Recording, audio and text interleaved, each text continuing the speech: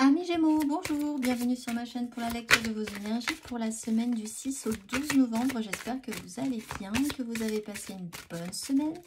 On se retrouve ensemble pour entendre les messages. Alors, avec une petite subtilité, puisque la semaine prochaine, la semaine du 13 novembre, on commencera très rapidement avec une nouvelle lune. Donc, on risque effectivement de sentir sur cette fin de semaine, si la semaine du 6 au 12, les effets commenceront à prendre le bout de leur nez de cette nouvelle lune. On va aller voir ça. Allez, c'est parti. Elle a sauté radicalement. Donc, nous allons être aussi radical qu'elle. Je suis un être spirituel venu faire une expérience humaine et je suis ici pour développer le sentiment d'amour. Et la clé de la prière est d'oublier ce dont j'ai besoin. Alors, de quoi avez-vous besoin, les Gémeaux? Et ensuite, oubliez ça. C'est un peu cette notion en phase méditative. Souvent, on médite, on commence une méditation, une phase de méditation dans un objectif, pour un objectif, ou qui est souvent, généralement, de se réaligner ou pour vraiment se recentrer, calmer un mental, etc. Puis en fait, à la fin de la méditation, on se rend compte qu'on est parti sur totalement autre chose et qu'on sort de cette méditation avec autre chose que ce qu'on était venu chercher, mais c'est très bien ainsi. Donc, on lâche prise. Les clés de la prière est d'oublier ce dont j'ai besoin. On va aller voir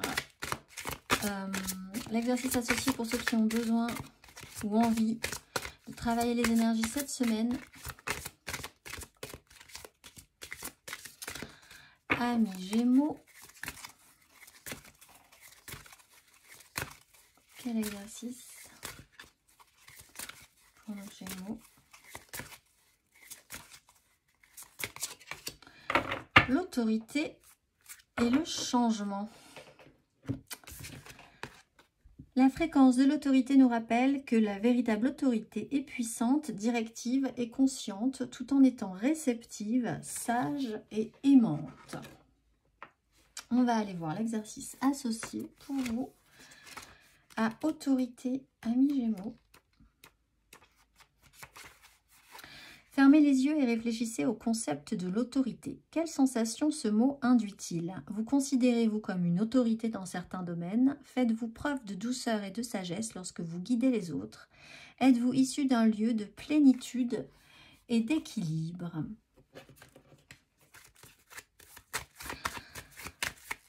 Il y a un enseignement à avoir cette semaine sur ces questionnements quant à l'autorité, amis Gémeaux. On va aller voir l'énergie majeure pour vous. Énergie majeure pour vous, amis Gémeaux, pour cette semaine du 6 au 12 novembre. 6 au 12 novembre. La roue de fortune. Bon, je vous le dis, à vous, amis Gémeaux, et les autres se débrouilleront. On bascule, on change d'énergie la semaine prochaine. Cette semaine-là, hop, on est en train de... Cette semaine, pour la semaine d'après, hein, même je pense pour la nouvelle lune du 13, sur la semaine du 13, là, on est vraiment en train de basculer tous vers vraiment une autre énergie. Donc, c'est l'énergie de la roue de fortune. Vous et les autres, hein, mais vous-même, puissamment, vous le ressentez, vous le ressentirez cette semaine. Vous étiez soit très en haut et vous allez repartir un petit peu dans du down, soit vous étiez vraiment dans du bas ces derniers temps et vous allez pouvoir remonter sur du haut. Il y a quelque chose qui peut revenir de manière cyclique chez vous, des situations, des personnes que vous pensiez avoir vraiment réglé le problème, hein, et en fait là vous vous rendrez compte qu'il y a quand même encore quelque chose à revoir.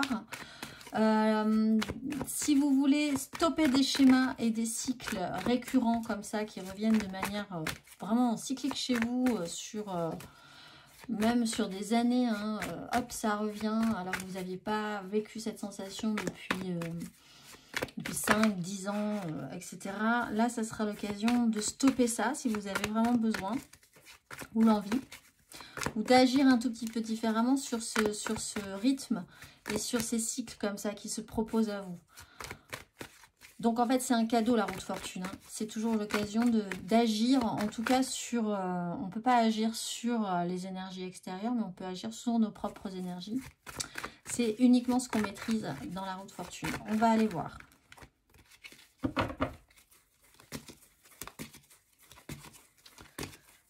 Amis Gémeaux, 3 cartes.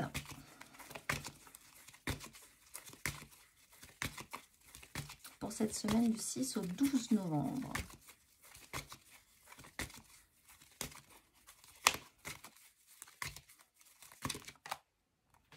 La 2 d'épée à l'endroit avec une 3 de denier. Très bien.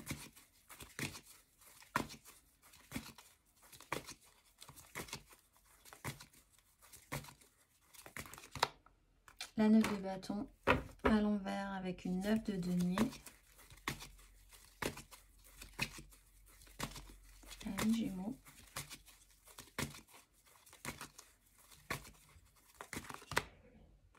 Et la 3 de denier qu'on a là avec la 4 de coupe à l'envers.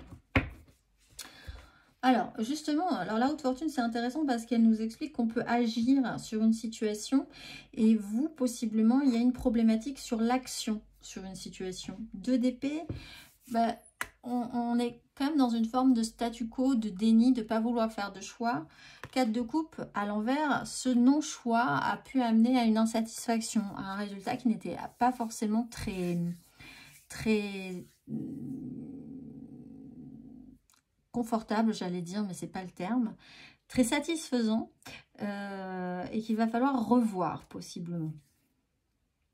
2 d'épée, dans ce sens-là, c'est plutôt intéressant parce que ça vous explique quand même que dans cette situation, vous avez confiance ou vous avez conscience que vous ne pouvez pas juste mentaliser l'expérience. Si des décisions doivent être prises, il va falloir que ça se joue sur un plan un tout petit peu plus subtil, sur de l'intuition, beaucoup.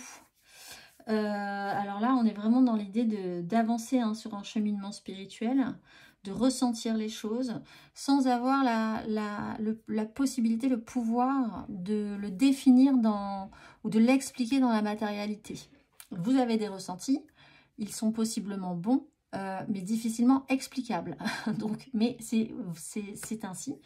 La 9 de bâton amène quand même à peut-être douter de cette capacité-là que vous avez de base, de ressentir des choses que vous ne pouvez pas définir dans la matérialité très précisément, expliquer aux gens.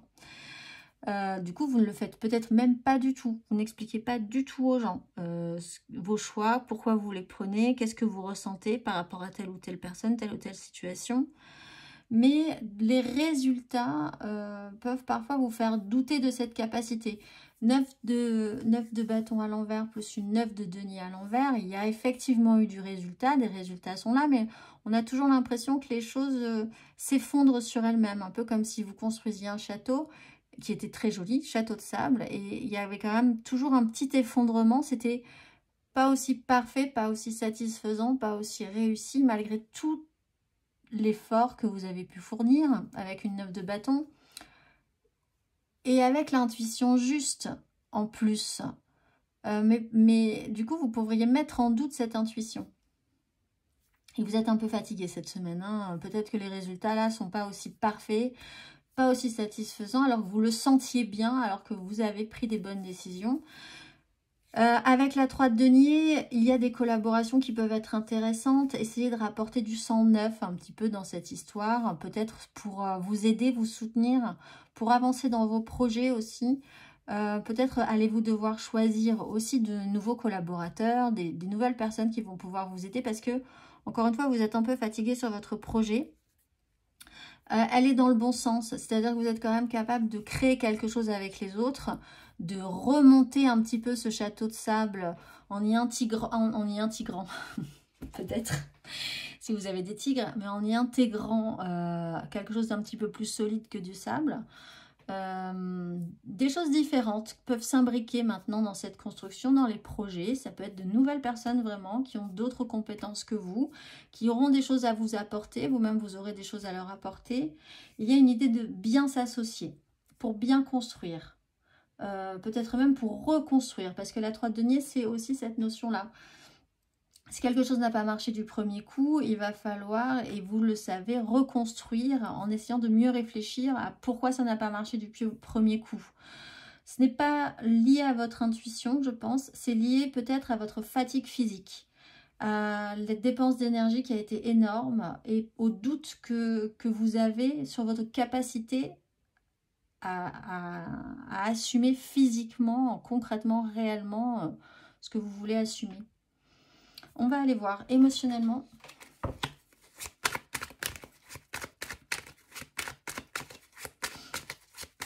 Émotionnellement. Amis Gémeaux. Semaine du 6 au 12 novembre.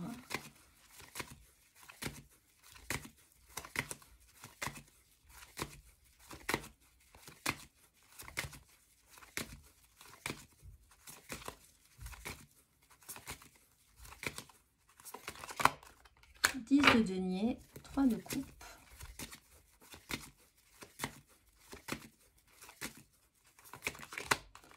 valet d'épée, 3 de denier,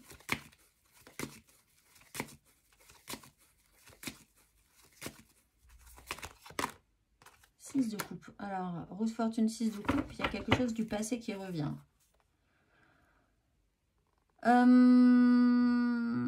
Valet de denier, 10 de bâton, l'ermite, la 4 de coupe, la tempérance. Bon.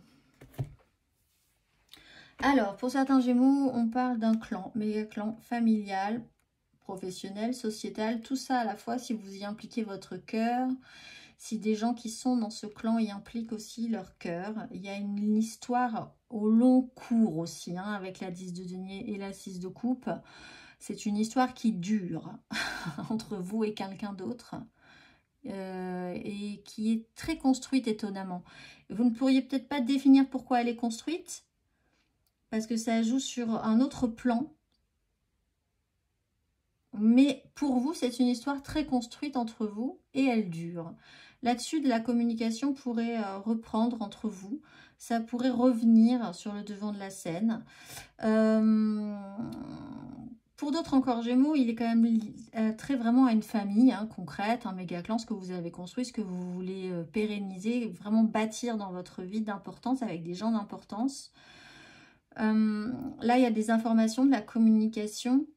Il y a un retour à l'enfance. Alors peut-être que vous avez des nouvelles de vos frères, de vos sœurs. Il va falloir s'associer ou voir avec elles comment s'arranger par rapport à quelque chose d'important dans cette famille, dans ce clan. Recommencer à revenir à des rapports, mais vraiment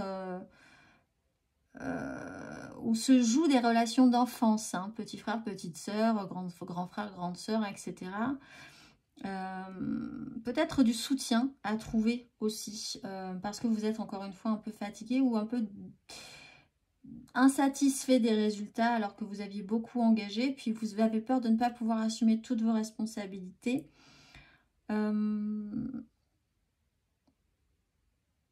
Il y a cette notion chez vous que ça se joue sur un autre plan.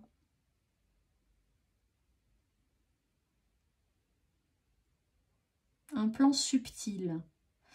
Et en fait, ça pourrait être, les solutions pourraient être évidentes pour tout le monde, ou une façon de voir les choses serait évidente pour tout le monde, mais chez vous, vous seriez capable de prendre des décisions qui sont difficilement explicables, mais qui jouent sur un plan plus subtil, plus spirituel, pas tellement en fait, mais vraiment avec cette fine... oui, vous êtes sur un autre plan que les autres. Mais vous prenez des décisions pour le mieux, je pense, il n'y a pas de souci, mais c'est peut-être des choses des directions qui peuvent être prises un peu étonnantes pour les autres. On va aller voir. Matériellement, concrètement, amis Gémeaux. Des courriers, des informations peuvent arriver aussi par rapport à vos enfants, par rapport à qui a trait à votre famille, hein, la construction familiale, des héritages, de l'argent qui peut, là, l'argent peut être un peu central aussi, hein, dans votre vie relationnelle, par rapport à des enfants aussi. Matériellement, concrètement, amis Gémeaux. Matériellement, concrètement, amis Gémeaux. 9 de coupe, la mort.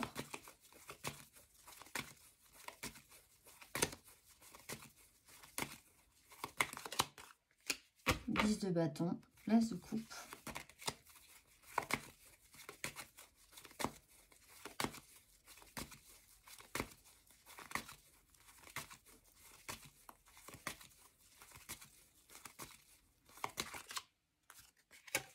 Cavalier de coupe, reine de bâton.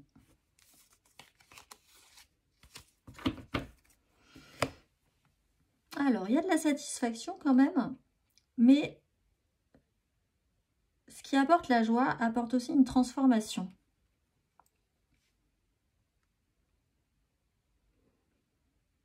Avec la mort. Et vous-même, peut-être, vous changez d'optique par rapport à ce qui vous ferait vraiment plaisir, de quoi vous avez vraiment envie, qu'est-ce qui vous rend vraiment heureux. Là-dessus, il y a une phase de transformation, il y a déjà eu une phase de transformation chez vous, qui a pu avoir un impact sur cette 10 de denier, hein, d'ailleurs, sur ce méga clan familial, professionnel, sociétal. Et ça a pu être fait par un choix un petit peu subtil, une façon très subtile de voir les choses, que les autres ne peuvent pas forcément percevoir, et que vous percevez très bien. 10 de bâton sur un as de coupe. Peut-être là, alors effectivement on est sur une fin de cycle, 9, 10, on est fatigué mais on prend ses responsabilités jusqu'à ce que cette poids devienne extrêmement lourd. Mais vous allez jusqu'au bout et ça fait naître un as de coupe, un nouveau départ, et il est plus affectif que purement du domaine des désirs et du physique. Peut-être par une information qui peut effectivement arriver ou que vous allez chercher, peut-être parce que vous décidez de vous ouvrir un petit peu à d'autres gens ou à envisager de vous associer différemment avec certaines personnes. Donc vous relancez quelque chose, vous relancez des contacts et ça vous fait progresser dans ce parcours. 9, 10 et on arrive à la 10, c'est une fin, hein, vous portez vraiment cette charge jusqu'au bout pour pouvoir ensuite la déposer. Et cette as de coupe qu'on avait derrière en dos de deck de cette 10 de bâton amène à vous réactionner, mais de manière très affective, très émotionnelle, très idéaliste. Ensuite, très pure, hein, on est sur une 6 de coupe, c'est vraiment la pureté d'un relationnel. C'est votre âme sœur, c'est quelqu'un avec qui vous êtes en ultra connexion depuis longtemps, parce qu'il y avait aussi cette idée-là, même si c'est difficilement explicable. Si vous vous relancez dans un projet, vous le refaites, mais vous relancez, mais vraiment en reportant un idéal, en changeant d'énergie. Vous vous remettez en mouvement, vous vous remettez en action, peut-être aussi reboosté par de nouvelles personnes qui arrivent et qui sont là pour vous remonter un petit peu l'énergie, le courage, la force, de pouvoir aller jusqu'au bout de tout sur quoi vous vous étiez engagé, hein, de base. La 10 de bâton, on s'est engagé, on a décidé de porter toute cette charge jusqu'à en fait ne pas se rendre compte qu'on a porté plus de charge qu'on pensait pouvoir en tenir et que peut-être même la majorité des bâtons sont même pas à nous. Mais c'est pas grave, on y va, on continue, on est comme ça. Mais on sait aussi qu'on ne va pas faire ça toute notre vie. Il va falloir poser tout ça. Mais c'est ok. Vous quand même, vous assumez. Il y a une notion d'assumer hein, quand même. Hein. Peut-être par rapport à cette 10, toujours par rapport à ce clan, familial, professionnel, sociétal, vous allez au bout. Mais ensuite, vous vous occupez de vos affaires. De manière... Ça vous redonne de l'élan en fait. L'idée de réactionner de l'émotionnel, du sentimental, du bon cœur, vous réactive quand même, vous redonne de l'énergie. On va aller voir le conseil.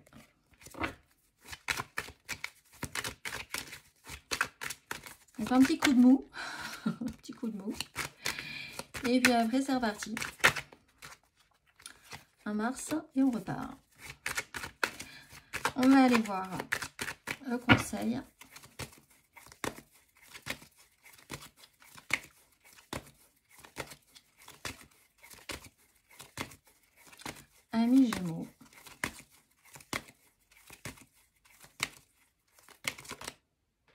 La grande prêtresse, bah, ça rappelle ce plan subtil sur lequel vous évoluez et par lequel vous prenez vos décisions. Hein. De quoi vous avez envie, qu'est-ce que vous allez saisir ou pas, la réponse est en vous. Alors évidemment, les gens sont pas forcément, ne sont pas en vous. Donc pourquoi vous prenez des décisions, ce que vous ressentez, pourquoi quelque chose vous amène à faire ci ou pas faire ça. Au fond, est-ce vraiment important? Vous savez, vous êtes guidé, vous évoluez sur ce plan subtil, vous prenez ces décisions sur un plan subtil. La vérité est en vous, vous n'êtes pas forcément... vous gardez les choses très intérieures. C'est vrai que je pense que c'est un cheminement très très personnel là, ce qui se passe. Mais vous le faites. Vous faites vraiment les choses de bon cœur cette semaine en fait, les Gémeaux. Hein. Au final, et c'est bien là l'essentiel finalement. On va aller voir le message pour vous. Je passe à l'action qui m'a sauté des doigts. Le dernier petit message pour vous, amis Gémeaux. Sois ouvert à recevoir de l'aide. Alors peut-être qu'effectivement vous allez avoir besoin d'intégrer d'autres choses pour vous soutenir cette semaine, d'autres personnes. Ne porte pas tout sur tes épaules, tu as aussi besoin d'être accompagné, guidé et conseillé dans ta mission. Les choses peuvent être plus simples qu'elles ne le sont si tu t'ouvres à l'aide que l'on pourrait t'apporter. Accueille-la. Je vous souhaite une excellente semaine, amis Gémeaux, et je vous dis à très vite.